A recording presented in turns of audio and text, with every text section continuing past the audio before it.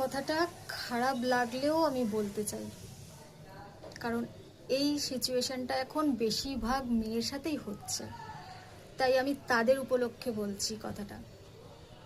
কাউকে দ্বিতীয়বার ভরসা করার আগে, ভালোবাসা দেওয়ার আগে তার যোগ্য আছে কিনা, তোমাকে রাখার ক্ষমতা আছে কিনা সেটা জেনে তার কাছে যেও। কারণ পুরুষরা একটা বিবাহিত মেয়েকে ভালোবাসার প্রথম প্রথম এত অভিনয় দেখায়, তোমার মনে হবে যেন সে তোমাকে ছাড়া থাকতেই পারবে না। আসলে তা না, একটা সময়ের পর সেই পুরুষটাই তোমাকে বুঝিয়ে দেবে, তোমাকে বদনাম দেবে, তুমি ভালোবাসার যোগ্য না, তোমার দোষে তোমার স্বামী ছেড়েছিল, তুমি পয়সার লোভে আমার কাছে আছো, এরকম ধরনের অনেক বদনাম দিয়ে তোমাকে দূর করার চেষ্টা করবে। আসলে এটাই বাস্তব যে কোনো পুরুষই কোনো বিবাহিত মেয়েকে ভালোবেসে তাকে নিজের কাছে ডাকে না, শুধুমাত্র তার শরীরের চাহিদা মেটাবার জন্য তার কাছে ডাকে, আর যখন পূরণ হয়ে যায় তখন তোমাকে বদনাম দিয়ে ছেড়ে দেয়।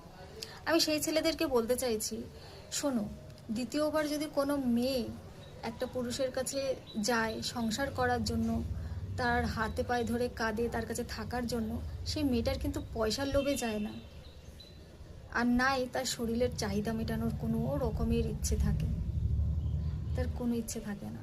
সে তো যায় শুধুমাত্র মানসিক শান্তির জন্য আর অনেকটা ভালোবাসা পাওয়ার জন্য। সে ভরসা করে, অনেক বিশ্বাস করে তোমাদের হাতটা ধরে, কিন্তু তোমরা নিজেদের চাহিদা মিটিয়ে তাদেরকে ছুঁড়ে ফেলে দাও পায়ের জুতোর মতো। আমি একটা কথা বলি, তোমরা হয়তো ভুলে গেছো এখনকার সমাজে মেয়েদের কাজের সংখ্যাটা বেশি, একটা ছেলের থেকে বেশি একটা মেয়ে কাজ পায়, তাই তাদের খাওয়া পড়ার খরচা তোলার ক্ষমতাটা তাদের অসম্ভব থাকে। তাদের কিন্তু এই শাস্তিতে পড়তে হয় না যে তারা কি খাবে কি পরবে, কারণ সমাজে এখন মেয়েদের কাজের ব্যবস্থাটা অনেক বেশি। তাই কখনো এই বদনামটা দিও না যে তোমার কাছে সেই মেয়েটা এসেছে শুধুমাত্র পয়সার লোভে। কথাটা একটু ভাবনা চিন্তা করে বলো। আজকে যেটা আমার সাথে ঘটেছে সেটা কিন্তু তোমার পরবর্তীকালে তোমার ভাই বোন বা তোমার কারোর সাথেই ঘটতে পারে, তাই অন্যের মেয়ে নিয়ে বদনাম করার চেষ্টা করো না। যদি ক্ষমতা থাকে তাকে রাখার, তবে তার কাছে এসো, তার হাত ধরো, তাকে ঠকাবার চেষ্টা করো না। আজকে তুমি ঠকাবে, কালকে তুমিও ঠকবে।